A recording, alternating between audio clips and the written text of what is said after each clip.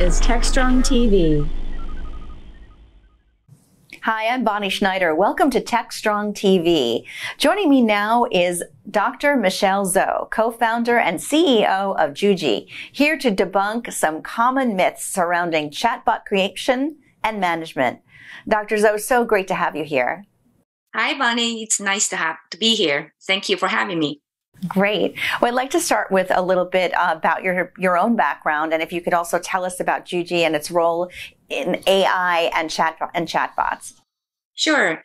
I'm a co-founder and the CEO of Juji, which is an AI company located in Silicon Valley.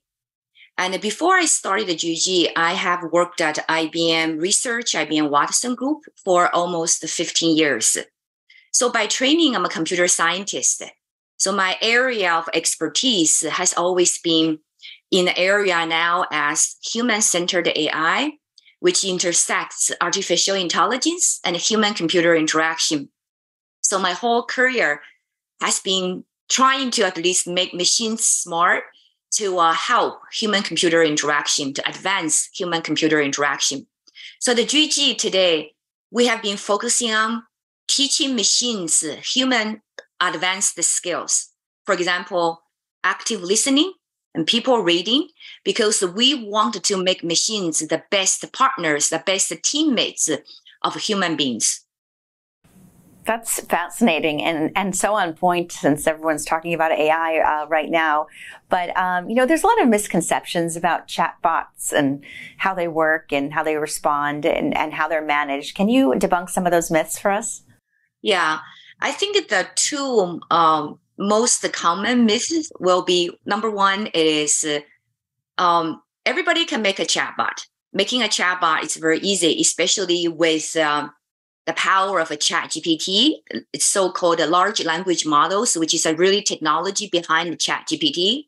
But actually making a chatbot, it's much harder than everybody probably has thought of. Just for example, let's say there are typically three types of a chatbot. So one type of a chatbot people have often interacted with, we call the QA chatbot, which means a user asks the question and the chatbot will answer the question. But thinking about this way, so what if you just use ChatGPT to help answer the questions about your company, about your organization? But ChatGPT is not going to listen to you because it will use the content, the material it was trained for.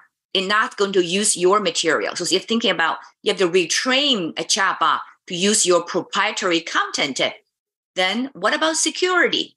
So what if somebody hacked into your chatbot, make your chatbot say something really bad about your organization, right? Then what about performance? Let's say you have hundreds, thousands of users are using your chatbot. How are you going to manage that? So it's not really easy.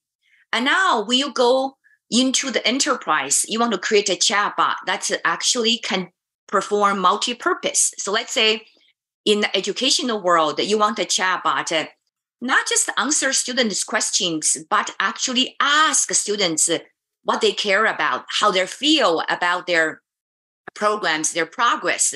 Now becomes multi-purpose chatbot. That will require even much more efforts, even sometimes what I call it the cross-organizational efforts, right? For example, marketing has to be there, maybe sales has to be there, recruitment team has to be there, maybe the IT team has to be there. So it's not an easy task really for any organization. Just think about creating a chatbot is just a piece of cake. So it's number one myth. Number two myth is now with the ChatGPT, with the large language models, the chatbot can do everything for us. No, that's not true. Actually, in reality, a chatbot we call it hallucinates, which means it is, I just saw it actually on LinkedIn article talking about, and in the medical domain, right, it asks a chatbot, ChatGPT, to write particular medical article. And it did write the article, but you know what?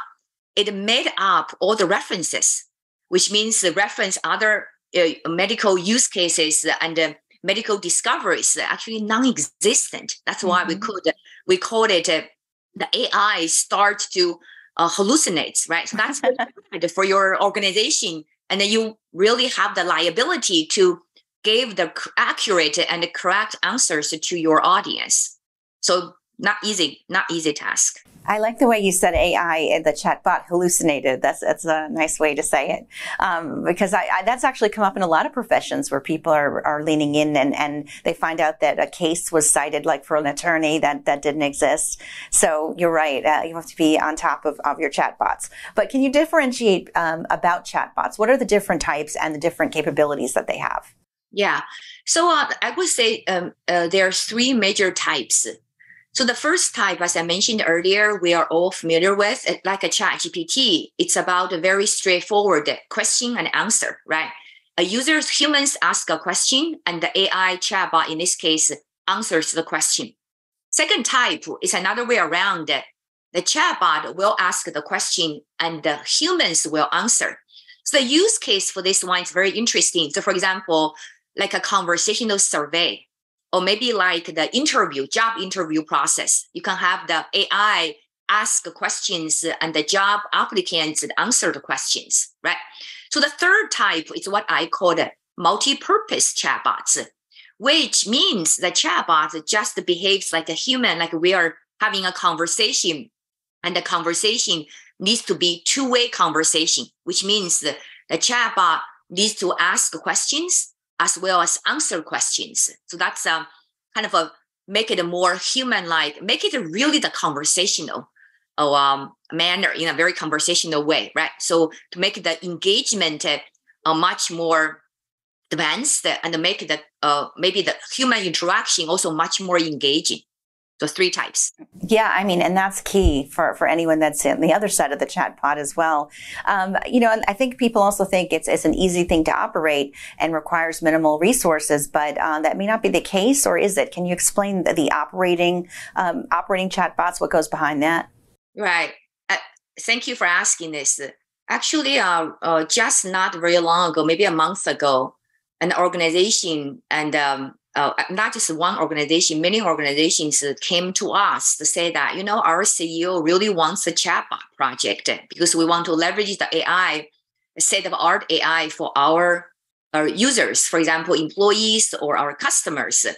So the smart CEOs would ask their personnel to do some research, do some investigation. So some people are really smart. They went out to check what will be required to actually create, build, as well as maintain a chatbot, right? Because AI is not perfect. You have to keep the maintenance there. So in that case, it is the consensus it is if you want to create a really robust, reliable chatbot, you probably have to spend around like $2.5 million from scratch, right? Because you need AI experts, machine learning experts. You also need system experts who can actually put up and actually make sure your system is robust, it's secure. You also need a user experience expert because your chatbots has to interact with other human beings. The user experience side needs to be there. And of course, you have to have the operating expense on hosting it, right? And make sure it's a security and it's robust and it's secure, it's robust, and also has the performance as well. So it's a very expensive operation. And not to mention, as I always said, that when you adopt a chatbot or AI solution, it's like adopting a child. You can't just abandon it, and somebody has to maintain it, right? And who is going to maintain it? IT or your domain experts. So most likely your domain experts need to feed the chatbot with updated knowledge. But if you don't have the right tools to do it, they have to route to the IT, and IT has to help them to do that. And thinking about that cross-organizational effort and cost, right? So that's why we actually collaborating with our clients to help them analyze when you want to do it on your own, maybe when do you want to decide to partner with somebody else. So which means that it's almost like my co-founder has a really great analogy. So it's thinking about the ChatGPT or this large language models. It's a one type of a very powerful engine or CPU, right? But even with this powerful CPU engine, not everybody really has the skill to create a computer, to build a computer from scratch.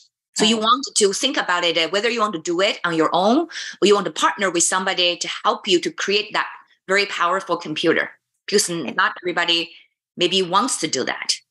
In your experience, you mentioned all the different aspects of human oversight, but I was interested in what you said about user experience. How much of that shapes the way the chatbot is put together and adjusted? And has anything surprised you in that process? Absolutely. Thank you so much for asking this question. It's a great question too. So traditionally, because the chatbot, the conversational AI, came from the IT world, right? So IT people always care about the models, the machine learning, but less so on the user experiences. So two types of user experiences. One type of user experience is the people who actually teach the chatbot. So thinking about in the organization, if you want to create a recruiting chatbot, do you think the IT should do it? Or actually the recruiting experts should do it, right? But in the past, the recruiting experts normally cannot do it because they are not computer scientists. They're not AI experts. They don't know how to write programs to do that, right? So they rely on IT. That creates another level of difficulty from organizational coordination and from even knowledge transfer, right? So because IT may not have the knowledge. And more, as I mentioned earlier, when you have a chatbot, you have to keep the knowledge up to date. Again, the domain experts have this knowledge in their mind. They should be the people who are going to maintain, nurture, and continuously update the chatbot. If they don't have the right tools to do that, they couldn't. So in many cases, the chatbots got abandoned. So I said almost like you adopt somebody, a child, that you abandon it, and the chatbot just is not going to function very well, right? And the users will abandon them. So another side of the equation, it is every chatbot, it's supposed to engage with what we call the end users. But the end users are often not computer scientists that have a PhD or have even degree in computer science. So they may not know what chatbot can do and cannot do, right? So the designer has to really put this, what I call the teaching the chatbot, teaching the users how to use it. That's why you've heard about, even with ChatGPT, such a powerful tool. Probably you heard about this word called the prompt engineering, right? Mm-hmm. Prompt engineering means it is, you have to know how to issue your request so the chatbot, ChatGPT, can give you the correct response.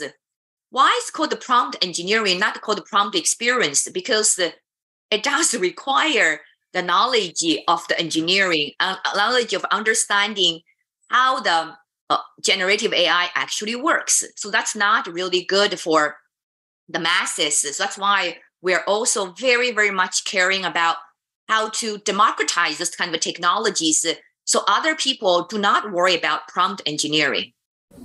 That makes sense. I think if people have different experiences with chatbots, whether they're using them or creating them, but I'm just wondering if you think that people get frustrated and give up when they realize this human-centered element that you're talking about isn't there. How do you get people to kind of lean into chatbots and not reject it immediately? I think we started out talking about some of the myths, but that seems to be one too, that there could be a negative connotation to it. How do you flip the script on that?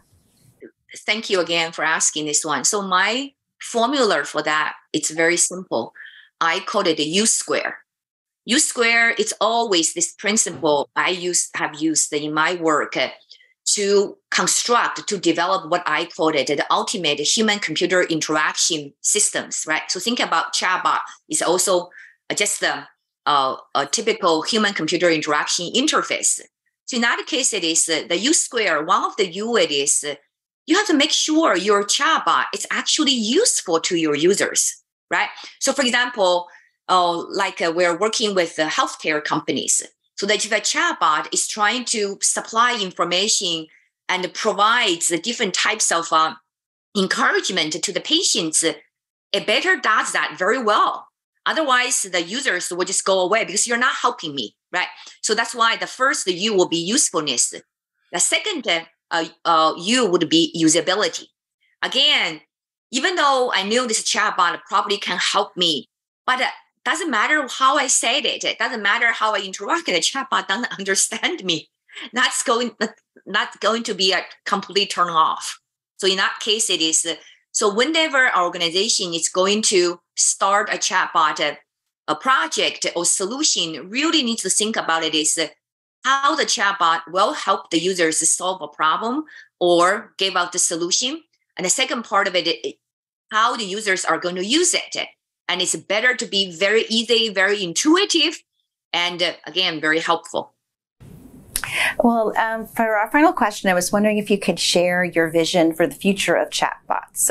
What do you see as their role going forward in business and society? And I think in my view of it is chatbots is just a one type of a format or shell, if you call it, right, for intelligent machines. So could it be in the form of a chatbot, could it be in the form of a physical robot, and could it be even in the form of your kid's toys or device, right? So just chatbot, just one type of form. So my ultimate vision, my really ultimate hope and my vision it is, so I'm very a big believer with the human-machine symbiosis, which means it is, I believe those machines, it doesn't matter which form they come in, will become our really companion, our teammates. So they understand us very well, probably better than we understand ourselves because of objective, because of the empathetic side of it. And then use those information, those insights about ourselves to help us. So I really envision a world not very far from now, probably 5-10 years down the road, every one of us will have our own AI companion, will really understand our temperament, our unspoken needs and wants, our personality, and help us in every aspect. So thinking about the movie Her, right? But it's a much nicer, much kinder, much more helpful Her for everyone. That is really fascinating. I don't know if that's going to replace friends and spouses. Hopefully not. Maybe just an extra in your life, an extra chatbot that understands you. Thank you so much, Dr. Michelle Zhou, co-founder and CEO of Juji. It was a fascinating conversation. Thank you so much for your time today. Thank you, Bonnie. Great. Well, stay with us on Techstrong TV. We're going to have a lot more of these great interviews coming up.